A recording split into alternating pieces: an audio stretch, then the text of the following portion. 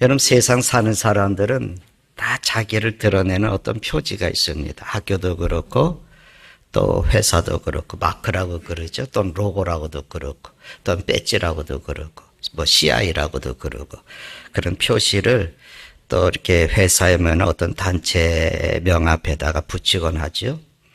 그리고 그 마크 아래 조직원들이 함께 이제 공동체를 이루어가고 있지 않습니까? 때로는 그것 때문에 자긍심을 가지기도 하고 때로는 큰 실수가 있었을 때 구성원들이 부끄러워하기도 하고 또 어려울 때는 같이 힘을 내서 그 어려움들을 극복을 해가기도 하고 이게 이제 공동체죠. 그리스도인들도 우리 예수 믿는 사람도 내가 그리스도인입니다라고 하는 어떤 그 표지가 있어야 됩니다. 그러니까 이게 감추어져 있으면 안 됩니다. 이제 드러내서 모든 사람들이 보고 저 사람 예수 믿는 사람이구나 이렇게 알 수 있게 해야지 되는 거죠. 그러니까 일반적으로 그런 표지가 뭐냐면 우리가 늘 기쁨으로 감사 속에서 기쁨으로 살아가는 거고 또 우리가 쉬지 않고 기도하는 그런 삶이고 또 예수님을 전하는 전도가 그런 표지라고 그렇게 이제 얘기할 수 있습니다.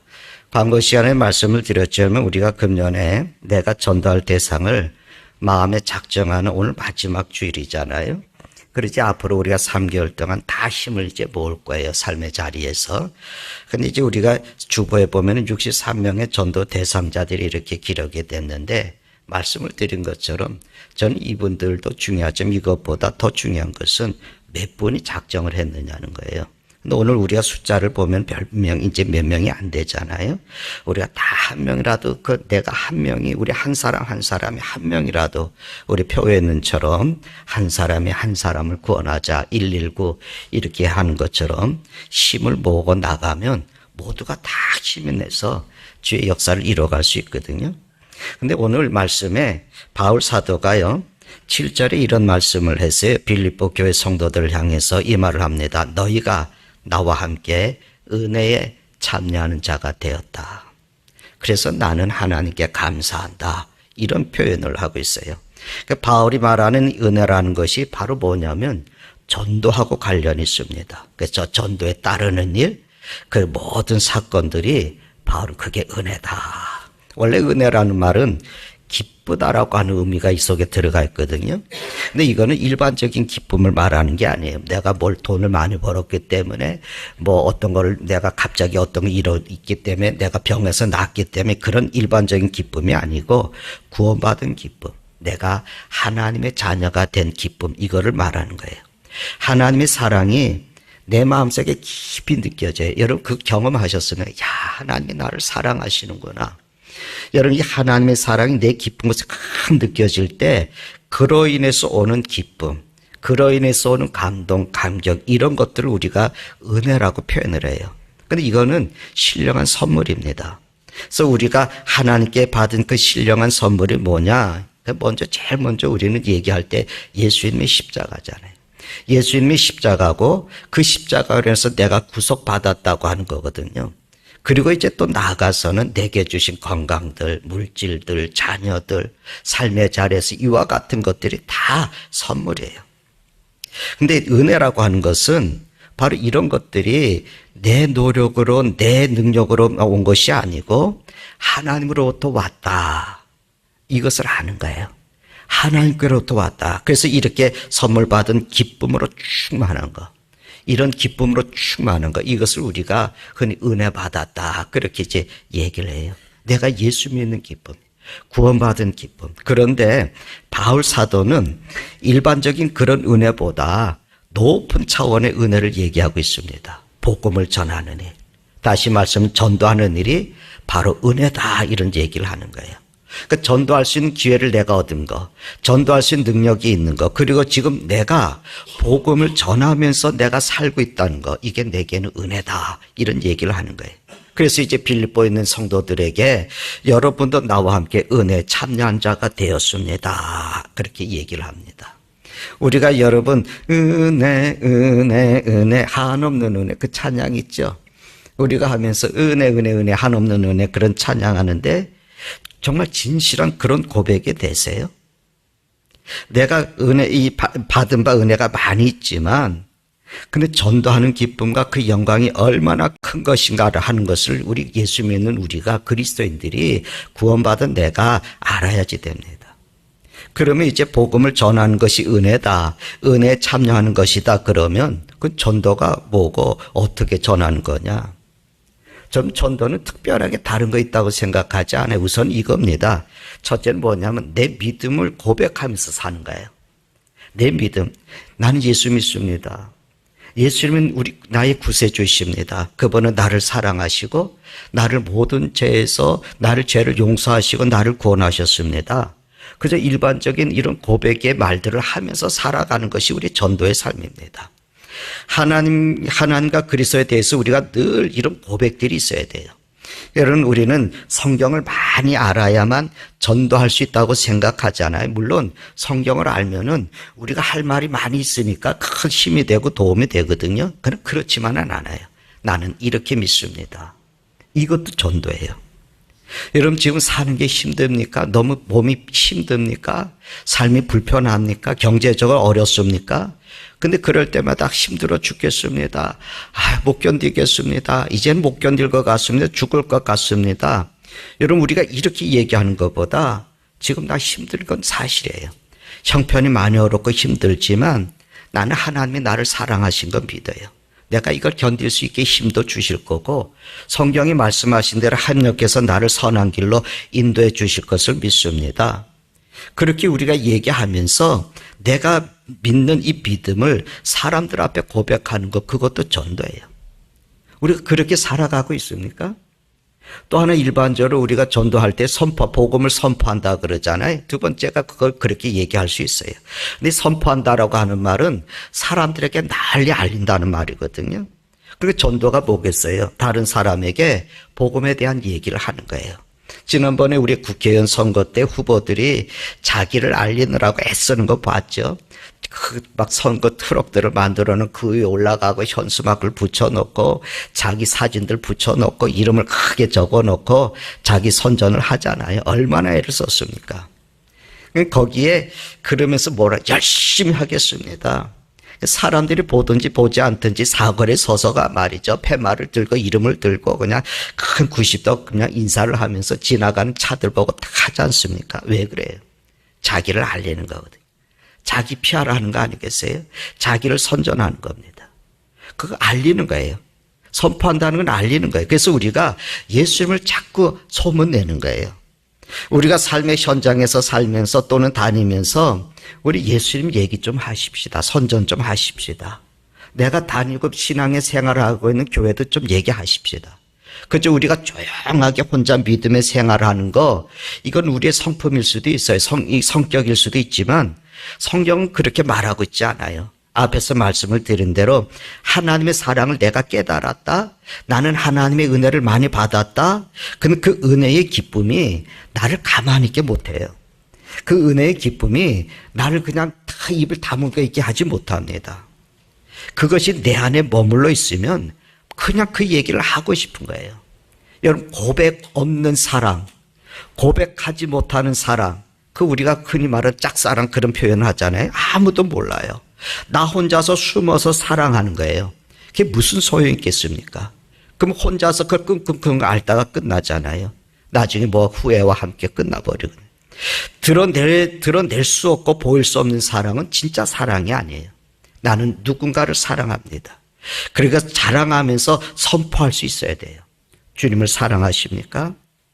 그러면 그분의 십자가의 구속의 은혜를 여러분 선포할 수 있어야 돼요.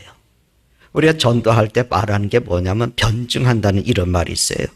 다른 말로 하면 변명이라고 얘기할 수 있는데 예수님이 하나님이시잖아요. 이게 사실이거든요. 근데 이 사실을 증명해내는 거예요. 그거를 이제 우리가 변증한다 그렇게 얘기하는데 다른 사람들에게 왜 예수님이 구세주냐? 이런 얘기들을 이제 변증을 해주는 거예요. 그래서 오늘 본문의 바울은 복음을 변명하는 일과 복음을 확정하는 일 이런 얘기를 했어요. 바울은 당대 최고의 지식인이었으니까 어디를 가든지 아주 유식하고 논리적인 그런 병증가로서의 일을 했습니다. 하나님이 그를 그렇게 쓰셨어요. 그래서 이제 변명한다. 우리가 변명하는 내가 예수 믿는 건 이랬습니다. 그게 아니라 그 믿음에 대해서 변증을 해가는 거예요. 하나님이 살아계시다는 얘기를 진짜 하나님이 계신다는 얘기를 우리가 자꾸만 변증을 해가는 거예요. 사실적인 얘기를 설명해 가는 거예요. 근데 이게 변명 외에 확정이라는 말이 있잖아요. 여기 확정이라는 말이 뭐냐면 든든하게 서도록 분명하게 확실하게 하는 거예요. 그러니까 변명은 뭐겠습니까? 다른 사람들에게 밖으로 복음을 설명해 주는 거고, 확정이라는 것은 내 안에 서로 우리 믿음의 사람들이 흔들리지 않도록 믿음에 굳게 서도록 격려해 가는 거죠. 그래서 우리가 이런 이제 일들을 바울은 두 가지를 했다는 거예요. 하나님이 계시고 예수 그리스도가 구세주라고 하는 것을 변증해 가고, 내적으로는 그거에 대한 확신을 우리가 갖는다. 또 하나 우리가 더 보면은 전도는 가르치는 거 아니겠습니까? 그래서 누구에게 복음을 전하려면 그냥 조목조목 이유를 들어가면서 설명을 해야 되잖아요. 예수님께서 하늘의 이치들을 가르쳐 주실 때 자연을 통해서든지 사회생활을 통해서든 일상의 삶을 통해서든지 그 복음을 하나님의 나라를 설명해 주지 않았습니까? 모든 것을 이용해서 성경을 끊임없이 가르치셨거든요. 여기에서 이제 우리 아까 말씀드렸던 변명적 혹은 변증이라고 하는 말이 나오는 거죠. 예수님은 사실을 증명해 내셨어요.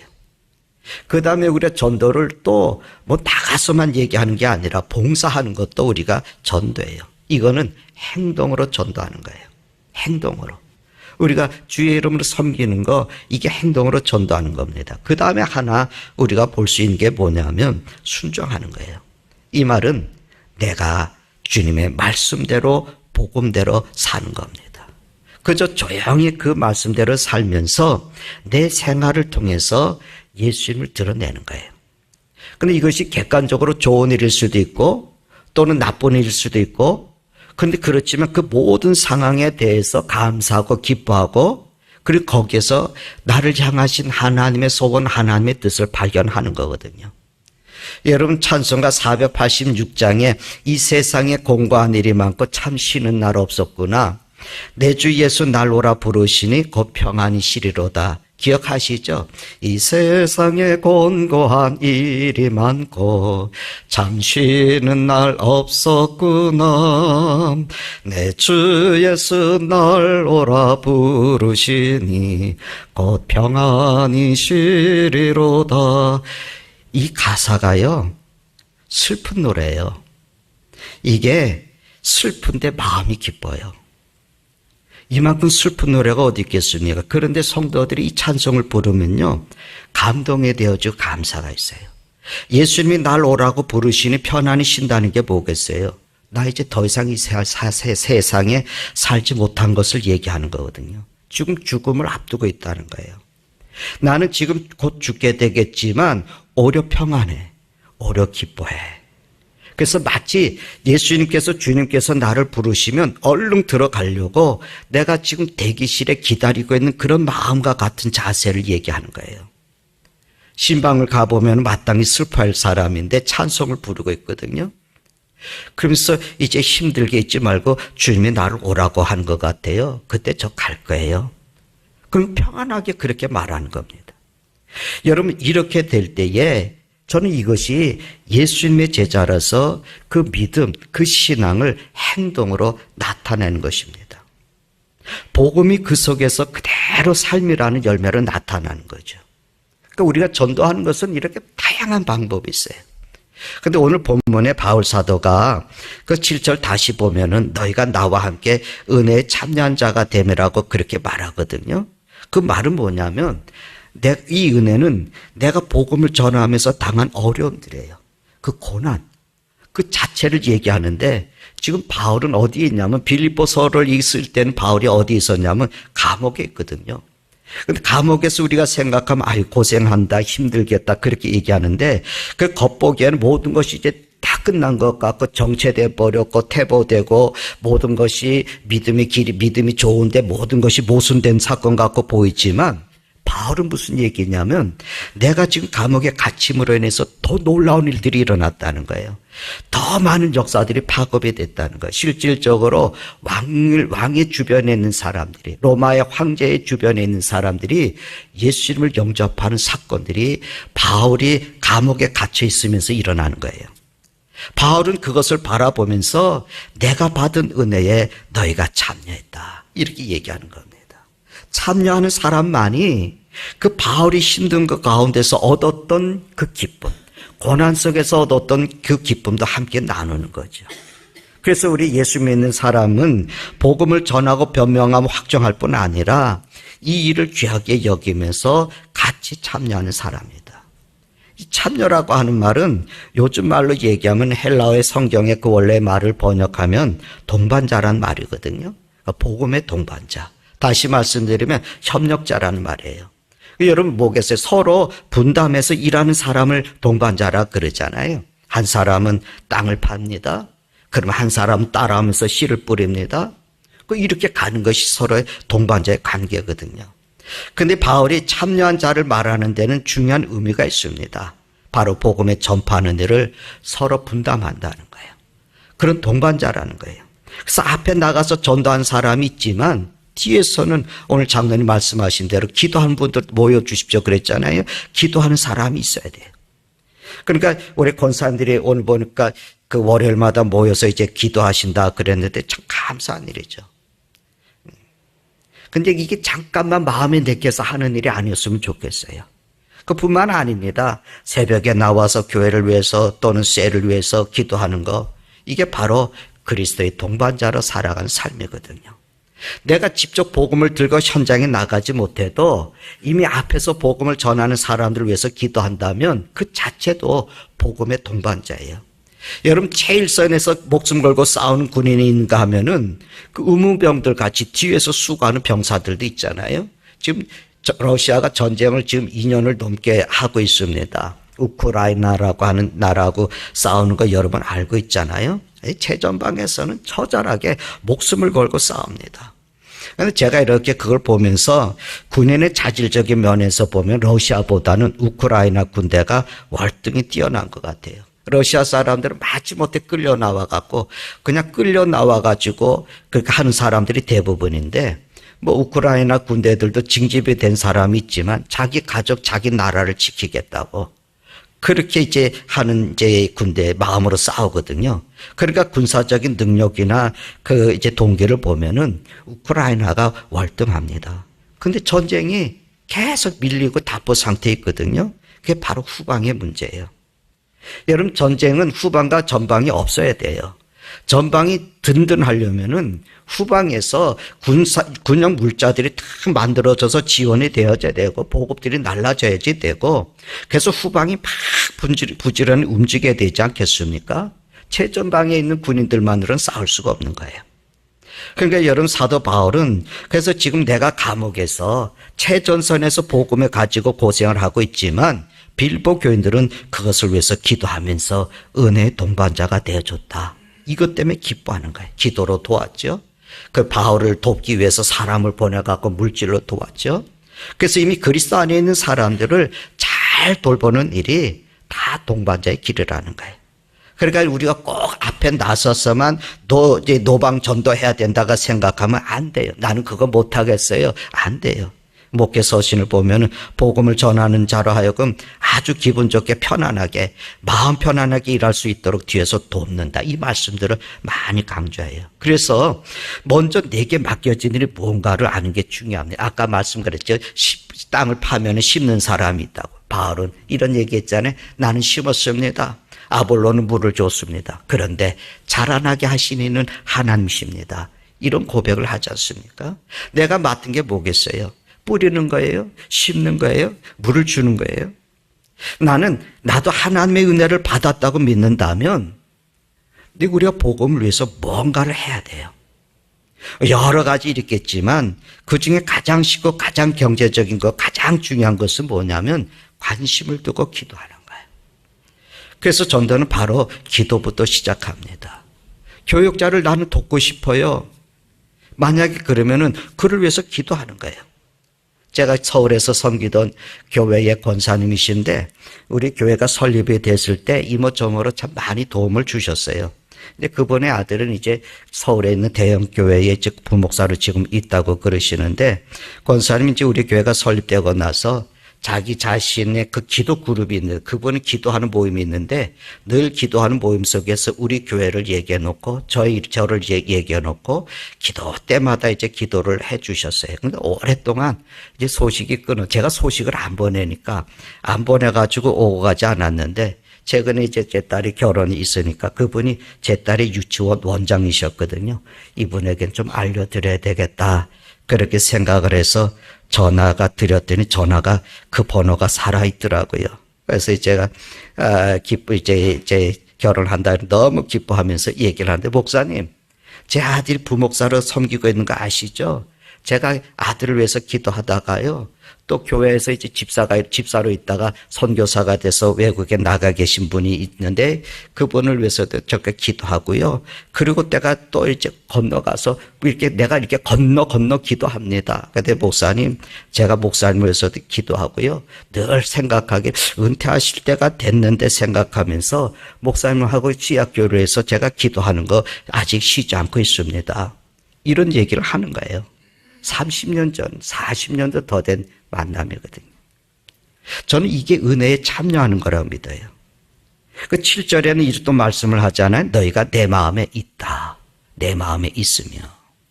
그래서 빌립보 교인 성도들에 대한 사랑을 얘기하고, 사랑이 뭐냐면 마음에 있는 거잖아요.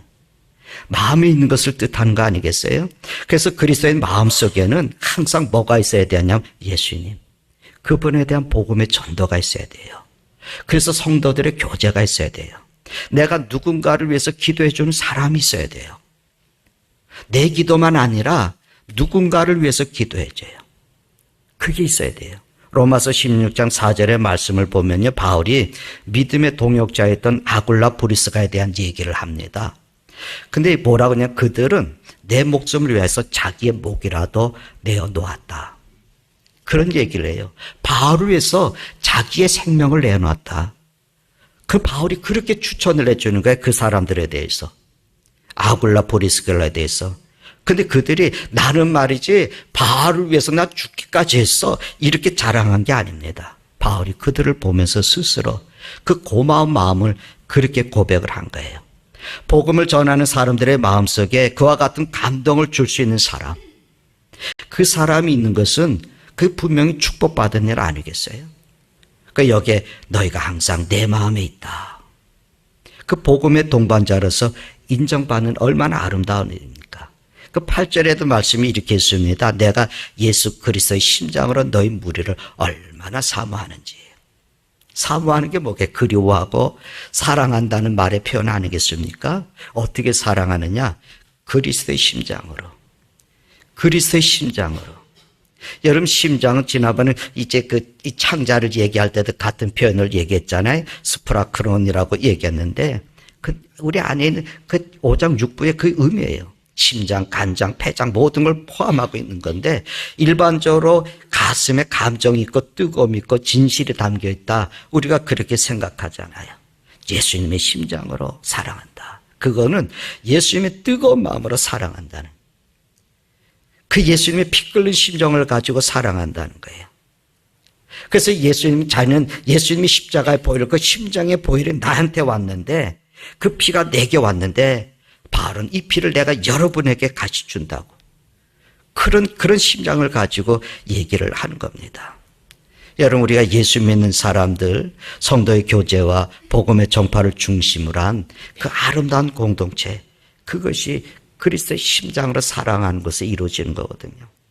내가 예수 믿습니다, 나는 그리스도인이다, 이렇게 그리스도인으로 살아가는 표지는 주를 그리스도로 믿는 내가 예수를 전하는 그런 전도의 일념으로 삶의 현장에서 살아가는 겁니다. 그래서 사람을 만나면 반가운 거예요. 사람을 피하는 게 아니라 사람을 만나면 반가운 거예요. 믿음의 사람을 만나면 하나님께 은혜 받은 얘기가 나눠지는 거고, 하나님을 모르는 사람을 만나면 기회를 얻기 때문에, 복음을 전할 기회를 얻기 때문에 반가운 거예요. 우리가 그렇게 살아가는 게 하나님의 사람의 모습이거든요. 주님께서 맺어주신 심장에 의해서 생을 살아가는 거예요. 바울이요, 빌립보서 2장 15절에 이런 말씀을 합니다. 뒤에 나오는 보면은 세상에서 그들 가운데 빛으로 나타내며, 세상에서 그들 가운데 빛으로 나타내며, 그 이어서 16장에 이어서는 생명의 말씀을 밝혀. 그들 가운데 빛으로 나타나고 생명의 말씀을 밝힌다. 다시 말씀드리면 생명의 말씀, 메시지가 있는 생을 살아간다 이거예요. 내 삶 자체가 복음을 증거하는 메시지라 그 말이다. 우리가 어디를 가든지 말 못하는 교인이 돼서는 안 돼요. 사람을 만나서 이야기할 때도 될 수 있으면 어느 끝말이라도 교제를 나누면 복음을 심을 수 있는, 친구를 사귀어도 전도하고 우리가 시장에 가서도 전도할 수 있고 언제든지 메시지가 있는 그 삶을 살아가는 거 그리스도인의 삶의 모습입니다. 여러분 이 얘기 너무 잘 아시죠? 어느 날 시각장애인이 등불을 켜고 마저 밤길을 가지 않았습니까? 헬라의 이제 그 이야기입니다만, 그리스 이야기입니다만, 자기는 빛을 못 보지만 이 등불의 빛을 보고 다른 사람들이 나하고 부딪히지 않게 하기 위해서 등불을 켜고 가는 거죠. 근데 한참 가다가 어떤 사람하고 탁 부딪혔습니다. 시각장애인이 화가 나서 너 눈도 없냐? 나는 앞을 보지 못하지만 너는 이 등불 보지 못하냐? 야단을 쳤어요. 그들이 그 부딪힌 사람이 얘기했죠. 당신의 등불은 이미 꺼져 있었어요. 당신 등불을 꺼져 있더라는 거예요. 내가 등을 들고 있지만 나는 꺼진지도 모르고 들고 다니는 거예요. 꺼진지도 모르고 들고 다니니까 빛을 비추지 못해요. 온전한 그리스도인이라면 우리가 빛을 나타내야 되고 빛을 비춰야 되는데 사회에서든 직장에서든지 어디서든지 분명히 빛과 같은 그런 참 그리스도인의 삶이 있어야 되는데, 그런데 여러분 우리가 그렇지 못하다면 세상이 여전히 어둠에 있는 거죠. 믿는 사람 한 사람이 가정에 들어가면은 그 장이 밝게 빛나야 돼요. 그렇지 않습니까? 꺼진 등불을 들고 다니는 것은 어리석은 교인 아니겠습니까? 예수님께서 친히 너희는 세상의 빛이라. 이게 우리의 이상이에요. 메시지 있는 삶을 살아야 되고 빛과 같이 살아야 되고 온유하고 성실하고 그 선행이 많은 사람들의 밝은 길로 인도할 수 있어야 돼요. 우리가 이렇게 살면서 당장에 그 주변에 있는 사람 예수를 못 믿어도 저 사람은 믿을 수 있어. 저 사람은 교회 다니잖아. 저 사람은 그리스도인이잖아. 저 사람은 신뢰할 수 있어. 이거 하나만 우리가 심어줘도 그분은 교회를 많이 생각하는 거예요. 사도 바울은 이제 우리에게 이런 말을 했습니다. 내가 선한 싸움을 싸우고 나의 달려갈 길을 마치고 믿음을 지켰다. 참 이 얘기, 나는 끝까지 믿음 지켰습니다. 바울은 자기의 생을 언제나 어디에다 비교했냐면 경주에다가 비교했어요. 운동선수로 여겼어요. 그리고 운동선수가 최선을 다하고 총력을 다하는 것을 얘기했어요. 그래서 그는 한평생을 절제하고 그리고 한평생을 법도를 지켜가는 거예요. 운동선수 그러지 않은 특별히 체급 있는 사람들은 아무리 맛있는 거 갖다 줘도 안 먹잖아요. 자기를 절제하는 거예요. 그래서 이걸 다 알기 때문에 나는 선한 싸움을 싸우고 나의 달려갈 길 마치고 믿음을 지켰습니다라고 하면서 자기의 삶을 경주자에다가 비교를 하는 겁니다. 그리고 뭐라 그랬습니까? 이제는 주님께서 내게 주실 면류관을 내가 기다린다고, 바라보고 있다고, 기대하고 있다고. 내가 받을 그 상이 어디 있겠습니까? 내가 받을 상이 어디 있겠어요? 내가 믿음의 고백을 어디에 표현했습니까? 내가 복음을 전하고 복음을 나타내서 나로 인해서 믿었던 사람, 내가 가르쳐서 믿었던 사람, 내가 변증해서 믿었던 사람, 바울은 그것이 자기의 면류관이라고 그렇게 얘기를 합니다. 자기의 면류관이 그렇다고. 그래서 우리가 빌립보서에 있는 말씀을 보면, 오늘 2장에 있는 말씀을 보면요, 빌립보서 그 2장 우리 넘어가서 보면 바울은요 참 세상에서 가장 행복하게 살아왔던 사람처럼 느껴져요. 2장 17절에 이런 말씀이 있습니다. 너희 믿음의 재물과 섬김 후에 내가 나를 전제로 들을지라도 나는 기뻐하고 너희 무리와 함께 기뻐한다. 이 전제라는 말이 뭔지 아십니까? 다 쏟아붓는 거예요. 피를, 제사 지낼 때 피를 받잖아요. 그 피를 다 쏟아버리는 거예요. 그러니까 내가 너를 위해서 피를 다 쏟아부어도 나는 기쁘다. 얼마나 행복해하는 거예요. 지금 나는 죽어도 행복하다는 거예요. 나는 지금 죽어도 행복합니다라고 생각하면서 일하는 사람이, 그 마음을 가지고 일하는 사람이 피곤함이 있겠습니까? 근데 바울은 기뻐하는 이유가 뭐냐면 빌립보에 있는 성도들이 믿음으로 지금 섬기고 있다는 거, 이게 기쁜 거예요. 빌립보의 성도들이 믿음을 가지고 주의 나라를 위해서 섬겨가는 거. 한 영혼이 예수 믿는 게 얼마나 힘들고 어렵습니까? 여러분, 우리가 전도하지만 우리가 전도한다고 그분들이 다 예수 믿습니까? 믿음은 하나님께로부터 오는 선물이거든요. 전도는 내가 하지만 믿고 안 믿고는 하나님께서 주시는 축복이에요. 그래서 요한 사도가 전도해서 믿는 자녀들이 믿음에 대한 소식을 듣고요. 요한 사도도 이제 그 요한 3서에 보면 너무 행복해서 너무 기뻐서 이렇게 얘기했어요. 형제들이 와서 내게 있는 진리를 증거하되 내가 진리 안에서 행한다니 내가 심히 기뻐한다. 너희들이 진리 안에 산다니까, 예수 믿는 사람을 산다니까, 그리스도 안에 산다니까 난 너무 기쁘다. 바울도 이런 기쁨이 충만했습니다. 우리가 이런 기쁨을, 내가 전도한 사람이 지금 어떻게 살고 있어? 내가 전도한 사람이 어떻게 믿음의 길을 가고 있어? 이런 가치관과 행복이 예수 믿는 사람들의 마음이어야 된다는, 주를 사랑하는 게 뭐겠습니까? 주를 사랑하는 거, 여러분, 주를 위한 희생 더하기 기쁨이 아니겠어요? 희생 없이 사랑이 있습니까? 희생은 있지만 괴로워하고 속상해한다면 그것도 사랑이 아닙니다. 바울은 자기를 희생하면서 기뻐했습니다. 이거는 바울은 자기의 생명을 거는 종말적인 기쁨이었습니다. 저는 오늘 우리가 이제 마지막 작정을 하는 이 시간에 내가 또 교회 이름으로 이름을 작정하는 순서를 내가 시간을 가질 수 있을까? 아니면 내가 작정한 이 사람이 또 혹시 1년 사이에 또 어떤 일이 일어날까? 이런 생각을 하거든요.